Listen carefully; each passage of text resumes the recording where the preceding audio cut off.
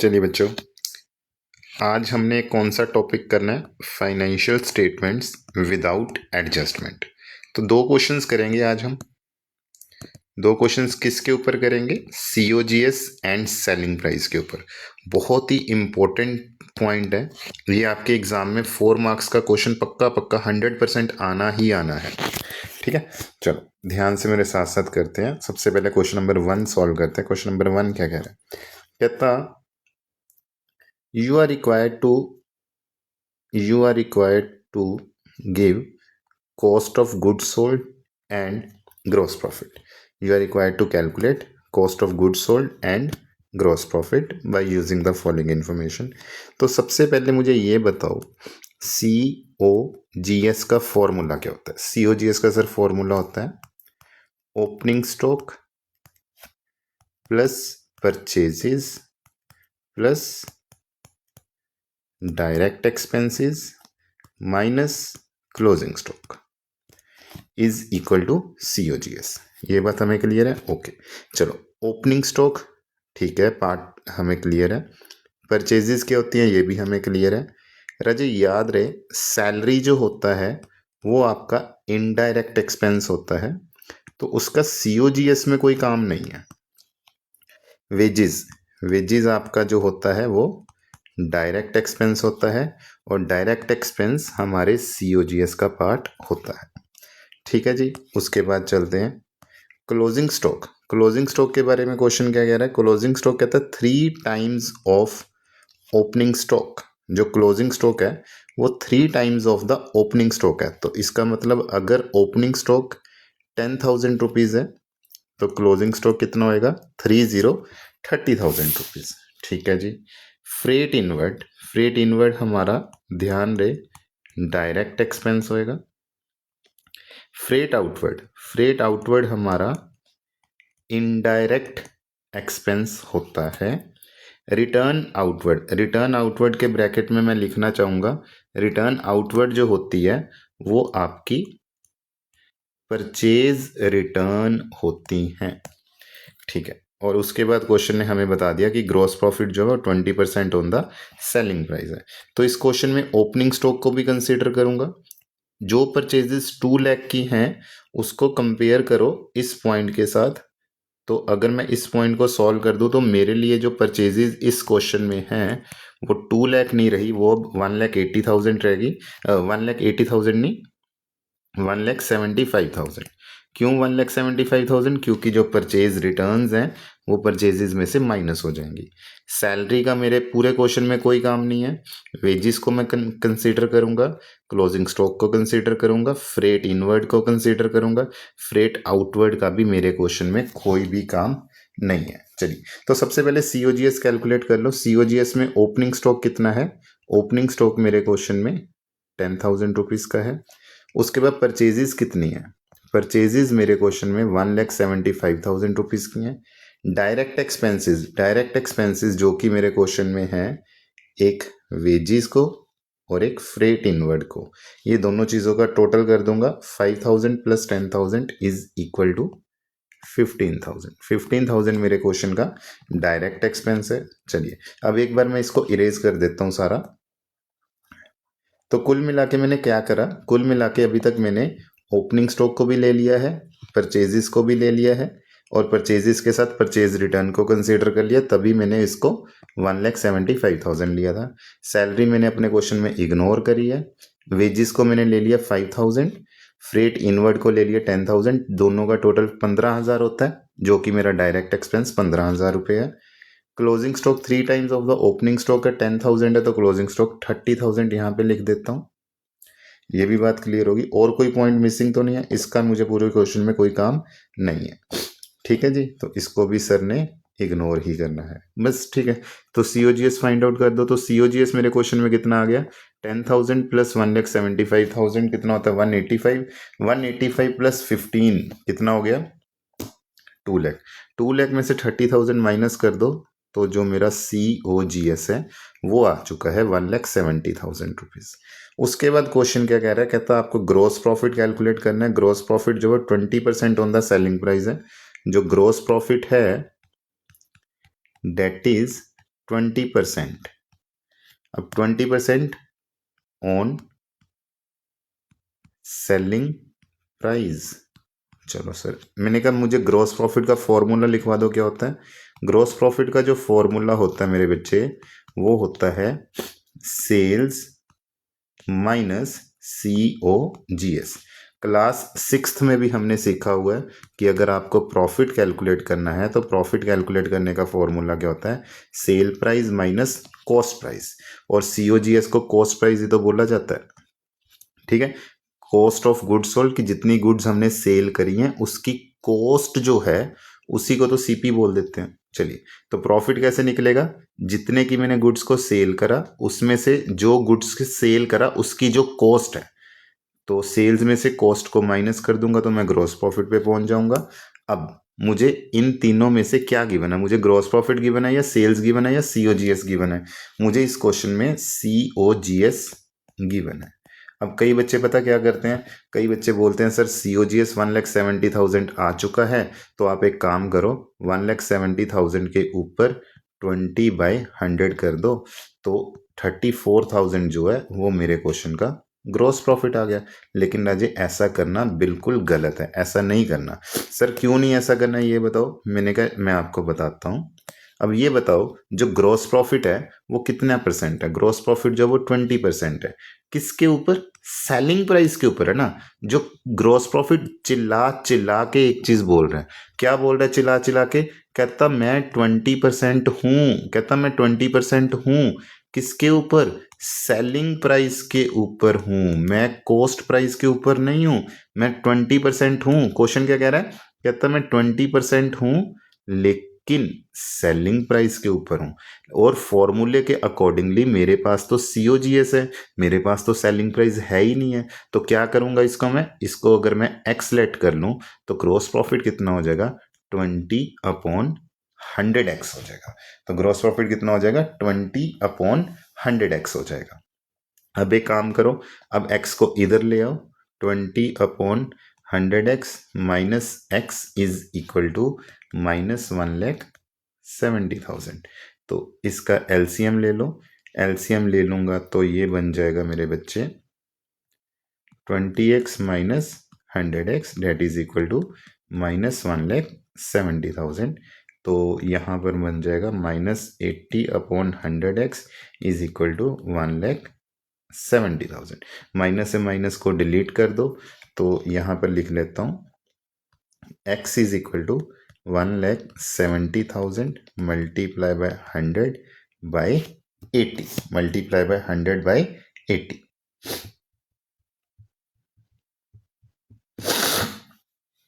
तो इसको सॉल्व करके मेरे पास एक वैल्यू आ गई 2,12,500।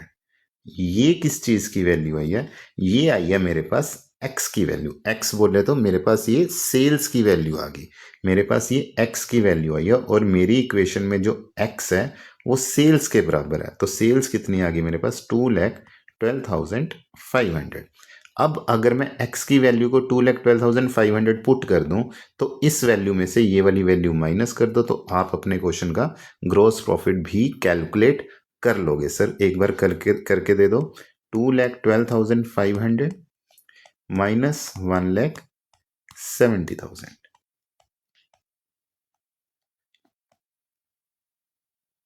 42,500 जो है वो मेरे क्वेश्चन का ग्रॉस प्रॉफिट बन गया।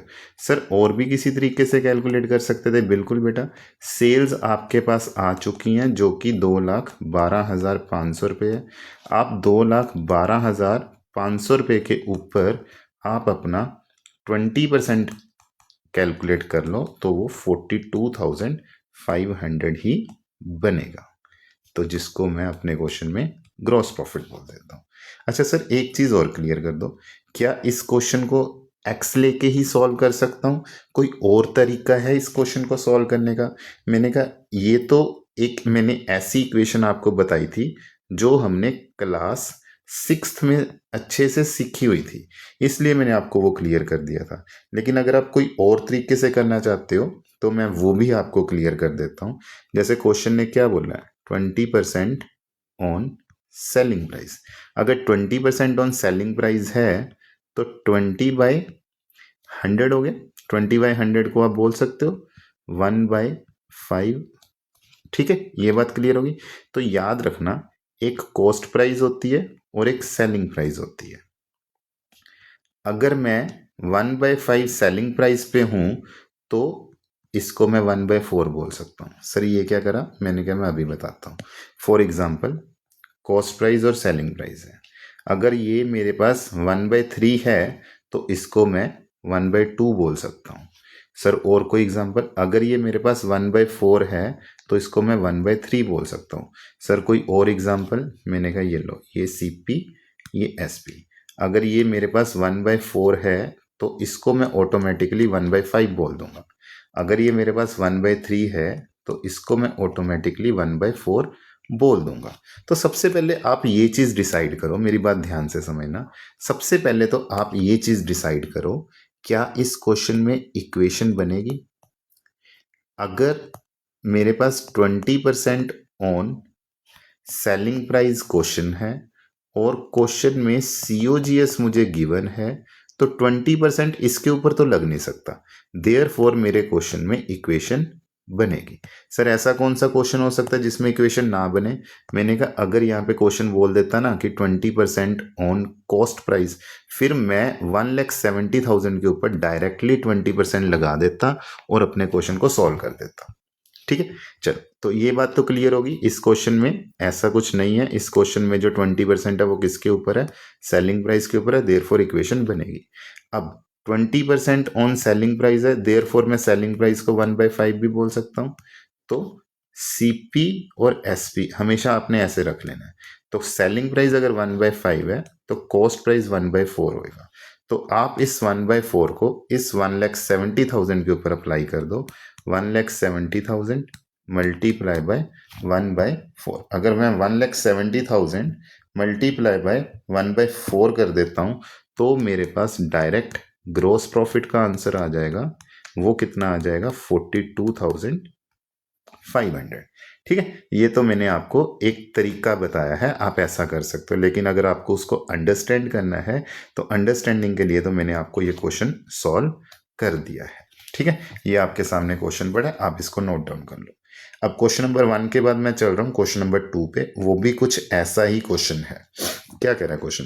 कहता है you are required to calculate sales and COGS। तो हमें इस क्वेश्चन में सेल्स कैलकुलेट करनी है and cost of goods sold calculate करनी है। तो चलिए, सबसे पहले मुझे क्या गिवन है? परचेजेस गिवन है। ठीक है, रिटर्न आउटवर्ड कौन सी होती हैं? परचेज रिटर्न होती हैं। चलिए, wages and salary. Sir wages and salary, मैंने कहा जो चीज़ आगे लिखी होती है उसी को ही कंसीडर करूंगा। तो सबसे पहले तो ये डाउट हो गया ना कि ये डायरेक्ट एक्सपेंस है या फिर ये इनडायरेक्ट एक्सपेंस है। अब वेजेस की बात करूं तो वेजेस जो होते हैं वो डायरेक्ट एक्सपेंस होते हैं। सैलरी जो होती है वो आपके क्वेश्चन की इनडायरेक्ट एक्सपेंस होती है। तो ये 1,20,000 बताओ डायरेक्ट है या इनडायरेक्ट है? अगर ऐसा क्वेश्चन है तो 1,20,000 को आप डायरेक्ट एक्सपेंस मानोगे क्योंकि वेजेस आगे दे रखा है। मान लो इसी क्वेश्चन में लिखा होता सैलरी एंड वेजेस, तो फिर मैं 1,20,000 को सैलरी मान लेता, बोले तो इनडायरेक्ट एक्सपेंस मान लेता। लेकिन इस क्वेश्चन में मुझे क्या गिवन है? वेजेस आगे गिवन है। कॉल रजे याद रखना हमेशा आपका डायरेक्ट एक्सपेंस रहेगा। पार पार भी हमेशा याद रखना डायरेक्ट एक्सपेंस रहेगा। सैलरी जो है वो आपका इनडायरेक्ट एक्सपेंस है और जो रेंट है वो भी आपका इनडायरेक्ट एक्सपेंस ही है। Sir coal and power direct expense क्यों है? मैंने कहा बेटा एनी एक्सपेंस, कोई भी खर्चा जो आपकी प्रोडक्शन के रिलेटेड हो या फिर गुड्स को परचेज करने के रिलेटेड हो, वो आपके डायरेक्ट एक्सपेंस ही होते हैं। अब ये बताओ, जो कोल है वो शॉप के ऊपर यूज होएगी, शॉप जहां पे हम गुड्स को सेल करते हैं, जहां पे हम गुड्स को सेल करते हैं वहां पे यूज होएगा, या फिर कोल जो है फैक्ट्री में यूज होएगा जहां पे गुड्स की मैन्युफैक्चरिंग हो रही है? तो सर ऑब्वियसली जो कोल है वो तो फैक्ट्री में यूज होएगा। तो मैंने क्या बोला, कोई भी ऐसा खर्चा जो प्रोडक्शन के रिलेटेड या गुड्स की परचेज के रिलेटेड होता है वो डायरेक्ट एक्सपेंस होता है।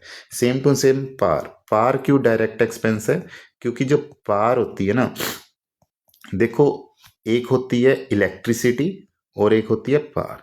इलेक्ट्रिसिटी जो होती है ना वो स्मॉल अमाउंट में होती है, और पावर जो होती है वो बिग अमाउंट में होती है। तो बिग अमाउंट में जो इलेक्ट्रिसिटी यूज़ होती है उसको पावर बोल देते हैं, और बिग अमाउंट तो फैक्ट्री में ही यूज़ होती है ना। तो हमारी अकाउंटेंसी ये मान के चलती है कि पावर जो है वो फैक्ट्री में यूज़ होती है, तो डायरेक्ट एक्सपेंस है। चलिए, 3/4 of the stock sold at 20% profit on cost. चलो इसके ऊपर अभी हम आते हैं। पहले तो सबसे पहले COGS कैलकुलेट करने की कोशिश करते हैं। तो COGS का फॉर्मूला क्या होता है? COGS का फॉर्मूला क्या होता है? Opening stock plus purchases plus direct expenses minus closing stock. तो ओपनिंग स्टॉक मेरे क्वेश्चन में कितना है मुझे गिवन नहीं है, तो मैंने 0 ले लिया। परचेजेस मेरे क्वेश्चन में ये 5 लाख है, उसमें से रिटर्न माइनस कर दो, तो परचेजेस मेरे क्वेश्चन में 4,80,000 की हो जाएंगी। डायरेक्ट एक्सपेंसेस मेरे क्वेश्चन में कौन कौन से हैं? एक तो ये है, एक ये है, और एक ये। 3 तरह के डायरेक्ट एक्सपेंसेस है। 1,20,000 प्लस 25,000। एक मिनट रजिए, मैं टोटल कर लूँ। 1,20,000 यहाँ ही कर लेता हूँ। 1,20,000 प्लस 25,000 प्लस 1,75,000। तो मेरे पास जो डायरेक्ट एक्सपेंस है वो टोटल होके कितने बन जाते हैं? 3,10,000 रुपीज़। इतने ही बनेंगे। 120 ये बन जाता है 2 लाख। 320 बन रहा है जी, 320 बनेगा। हाँ, 3,20,000। तो जो डायरेक्ट एक्सपेंसेस है वो मेरे क्वेश्चन में कितने बन जाते हैं? वो बन जाते हैं 3,20,000 रुपीज़। अच्छा, और क्लोजिंग स्टॉक कितना है अभी तक नहीं पता, तो ये क्या आ जाएगा? COGS। तो इस क्वेश्चन को सीखने का एक तरीका होता है, ध्यान से समझना इस क्वेश्चन को।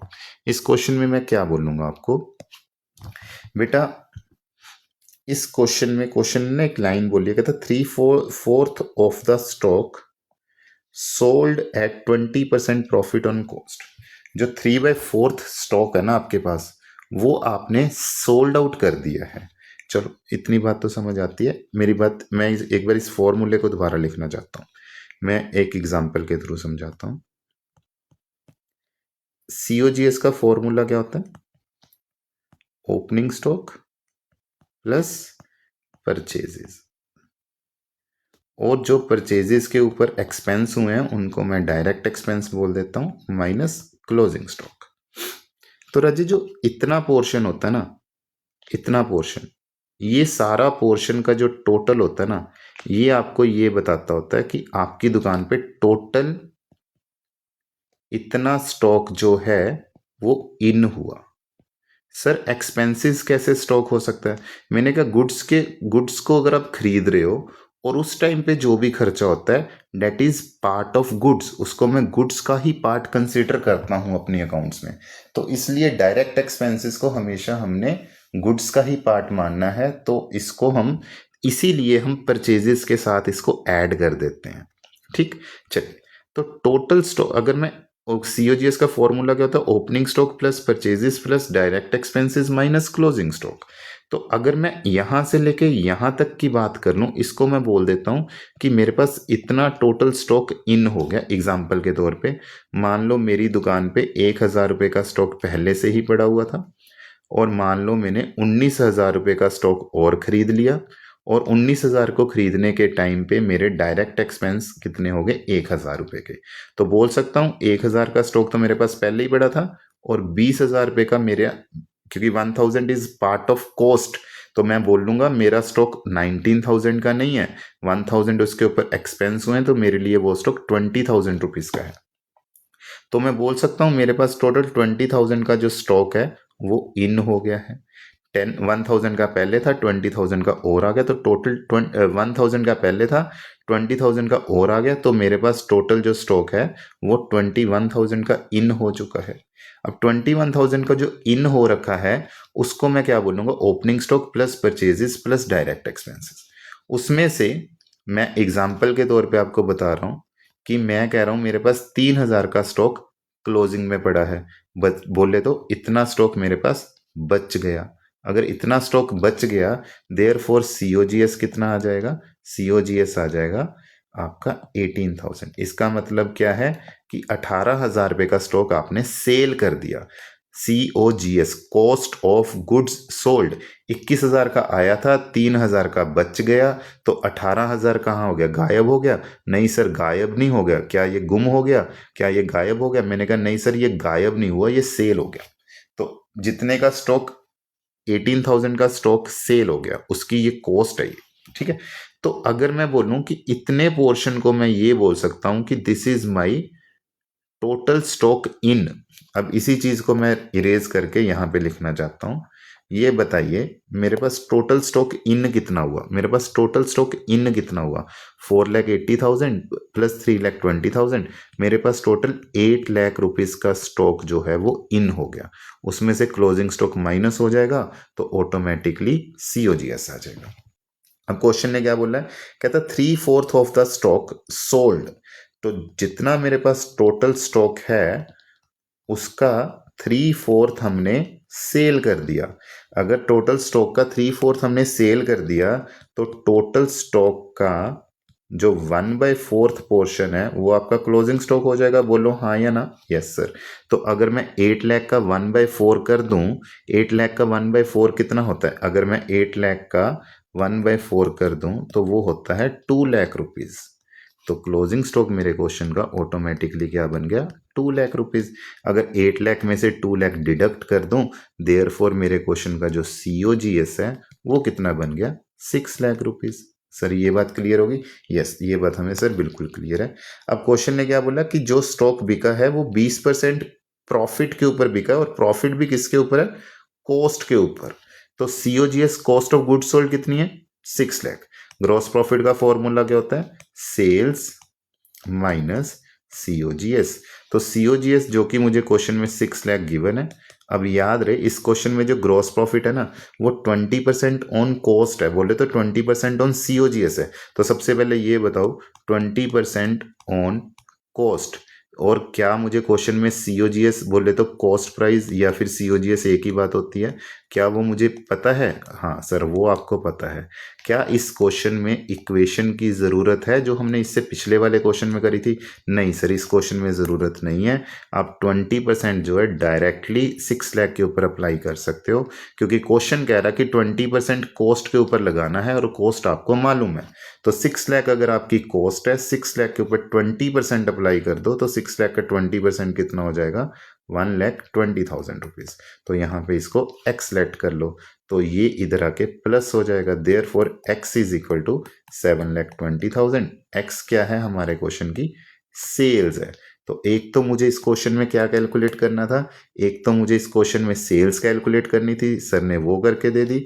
एक मुझे इस क्वेश्चन में सीओजीएस कैलकुलेट करके देना था, सर ने सीओजीएस भी आपको कैलकुलेट करके दे दी। ठीक है, इसको नोट डाउन कर लो। और क्वेश्चन नंबर 1 बहुत ध्यान से करना, उसकी मैंने एक्सप्लेनेशन अच्छे से दे दी है।